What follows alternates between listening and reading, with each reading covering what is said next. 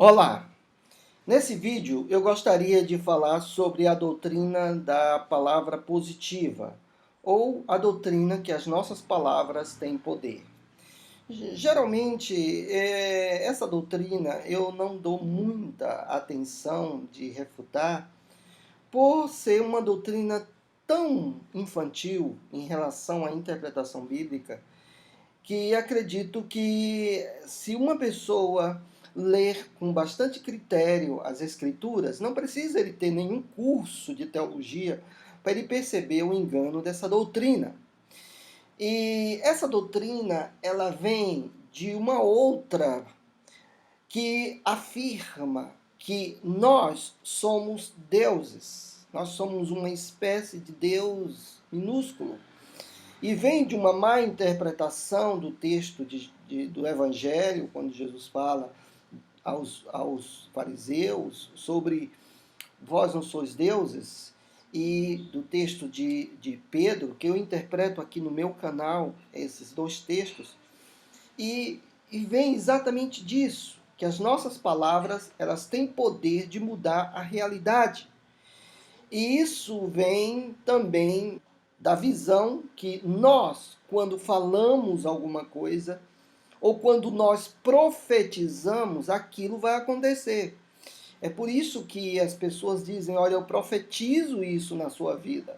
Ou seja, isso que eu estou falando vai acontecer.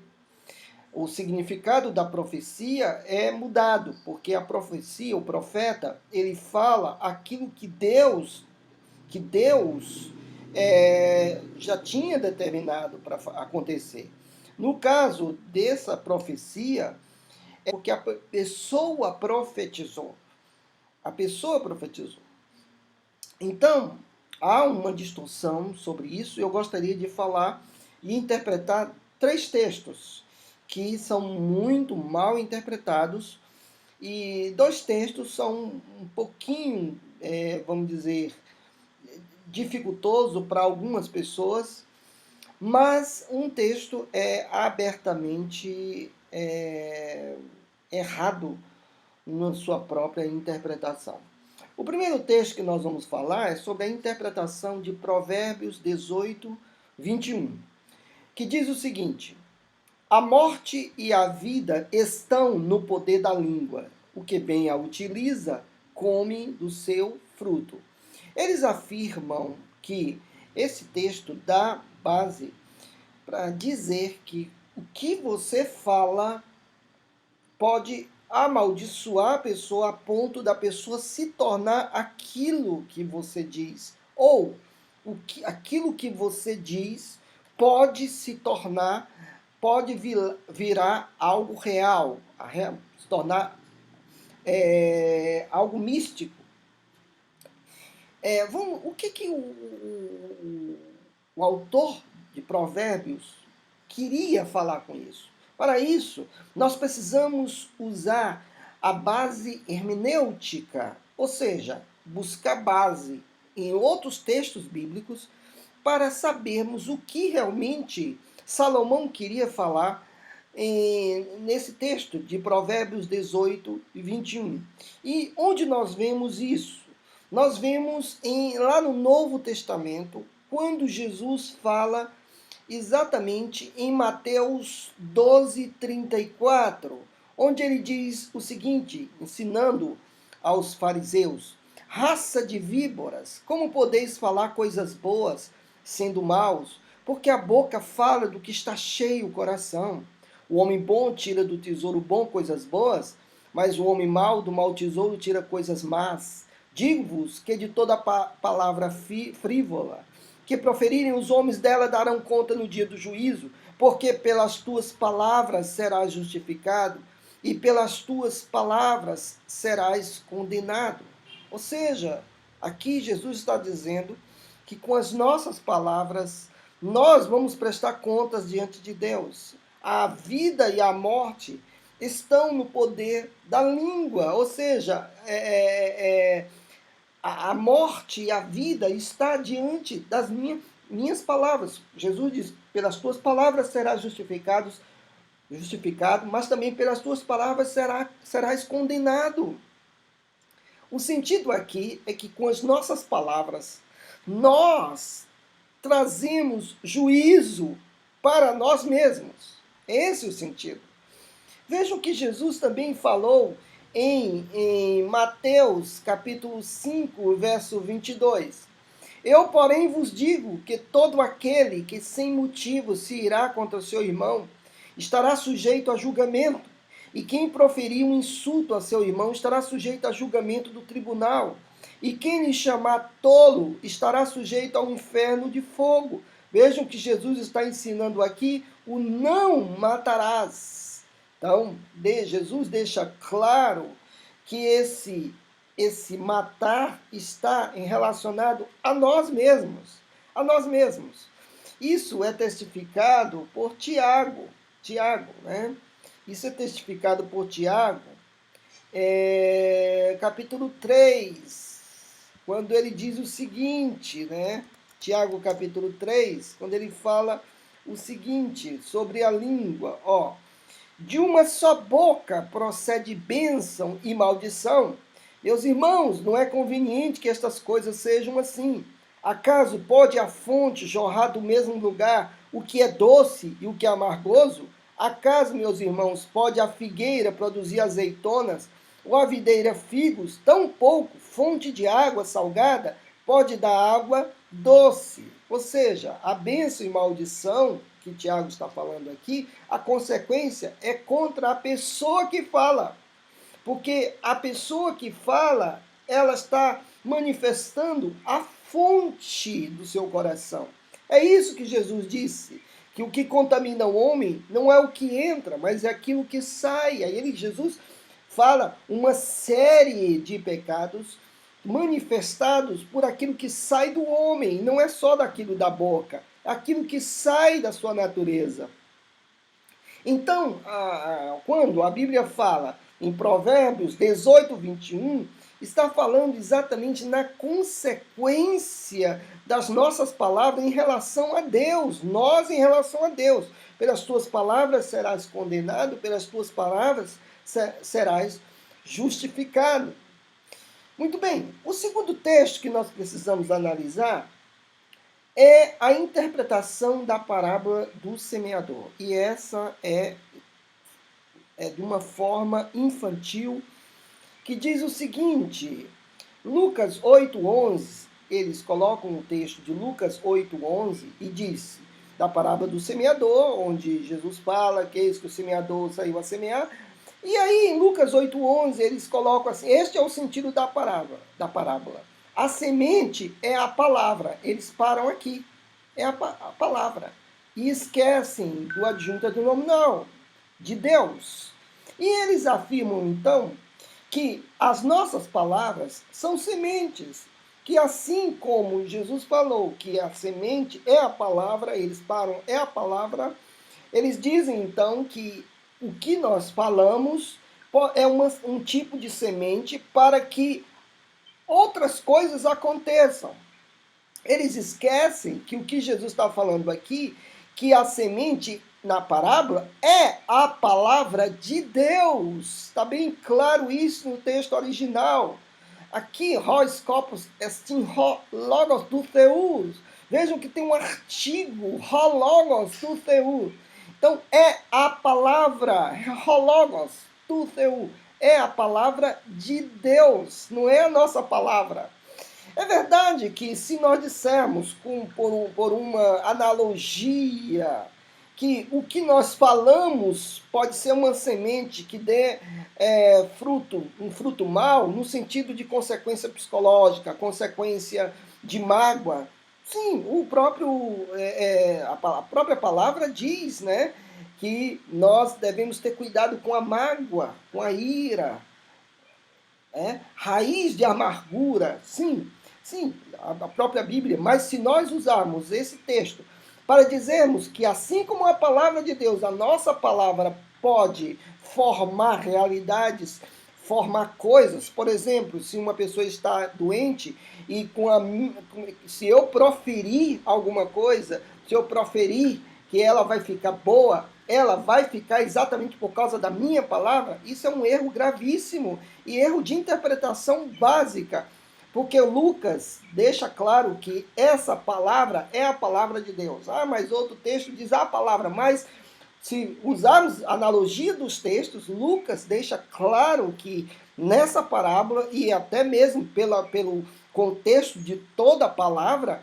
é a palavra de Deus e não a nossa palavra. Então, isso é um erro gravíssimo. Como uma pessoa pode ensinar isso? Essa pessoa não sabe o que é hermenêutica, nunca na vida dela.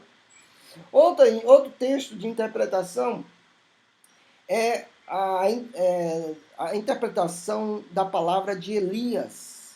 Vamos lá para 1 Reis, capítulo 17, que diz assim: Então Elias, o tesbita, dos moradores de Gileade, disse a Acabe: Tão certo como vive o Senhor, Deus de Israel, perante cuja face estou, nem orvalho, nem chuva haverá nesses anos, segundo a minha palavra. Eles afirmam o seguinte, olha,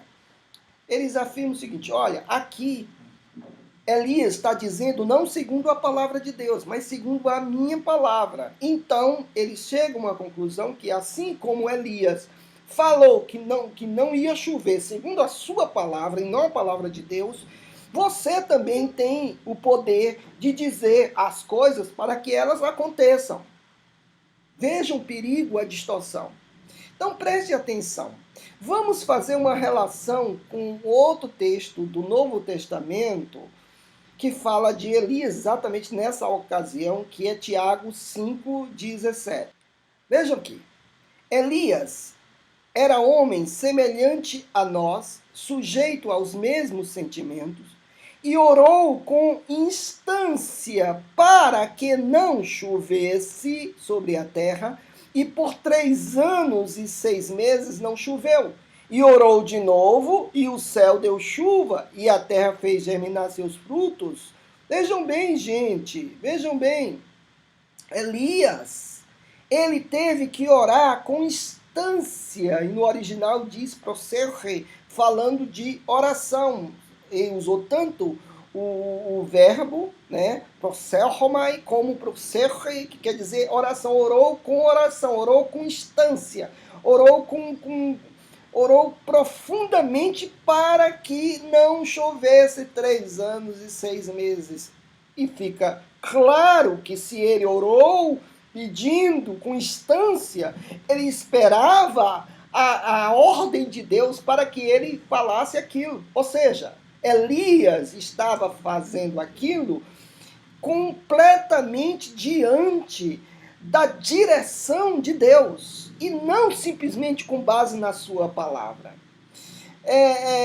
Nós precisamos pensar, vejam que no mesmo capítulo acontece um fato interessante de 1 Reis 17, no mesmo verso 21. Vejam o que acontece. O filho da viúva adoece e morre. E aqui, então, vejam o que acontece com Elias. Estendendo-se 3 vezes sobre o menino, clamou ao Senhor e disse: Ó Senhor meu Deus, rogo-te que faças a alma desse menino tornar e entrar nele. O Senhor atendeu a voz de Elias, e a alma do menino tornou a entrar nele e reviveu. Elias tomou o menino e trouxe do quarto à casa, e deu à sua mãe, e lhe disse: Vê, teu filho vive. Então a mulher disse a Elias: Nisto conheço agora que tu és homem de Deus e que a palavra do Senhor na tua boca é verdade. Então vejam que Elias, para ressuscitar o menino, ele teve que rogar ao Senhor. No caso de Eliseu, foi algo mais significativo, porque a viúva foi atrás de Eliseu, porque o seu filho tinha morrido, tinha falecido, tinha adoecido e falecido. Então Elias disse a Geazi, seu moço: olha, leva o meu bordão e encosta no rosto do menino e ele vai viver. Mas não aconteceu isso. Eliseu teve que ir lá onde o menino estava, rogar ao Senhor para que o menino pudesse tornar a vida. Então vejam bem, até os próprios profetas do Velho Testamento. Outra coisa importante, Nós precisamos pensar que os profetas do Velho Testamento, eles traziam a própria palavra de Deus. Deus agia com os profetas do Velho Testamento totalmente diferente como age com os cristãos da Nova Aliança. Os profetas do Velho Testamento agiam e falavam a própria palavra de Deus. Diferente, não há mais profetas como no Velho Testamento. Então, colocar esse texto e dizer que Elias fez chover por conta própria, por causa da sua palavra, é uma distorção seríssima hermenêutica, não levando em conta o Novo Testamento e não levando em conta também o contexto do próprio capítulo e no sentido geral, né? Que os profetas do Velho Testamento não são como agora, não há mais profetas como do Velho Testamento. Então, a consequência disso, gente, é trazer pessoas para a igreja e levá-las a uma profunda frustração. Porque essas pessoas vão adoecer, essas pessoas vão passar por problemas, essas pessoas vão passar por dificuldades e vai acontecer que essas pessoas vão profetizar, vão ordenar, vão falar e não vai acontecer. Não vai acontecer. Como já aconteceram muitos fatos grotescos. Por exemplo, pessoas mandarem as pessoas pararem um enterro e ordenarem aquele cadáver a sair e a haver uma profunda frustração por causa daquilo, porque as suas palavras têm poder e eles então fizeram isso. Outros, então, que ordenam, isso aconteceu em Portugal, o pastor que ordenou que tirassem o remédio de uma criança que tomava um remédio controlado, e o pastor orou e disse, olha, eu profetizo que esse menino está curado e você tem que crer nessa ele já está curado, e os pais tiraram o remédio e a criança faleceu. E depois eles fizeram processar, e a igreja foi processada por isso. Isso aconteceu em Portugal. As consequências disso são gravíssimas, mas isso não é o que diz a Bíblia. Então, há aqui uma advertência àqueles que ouvirem esse vídeo ou que esse vídeo chegue até você. Deus abençoe.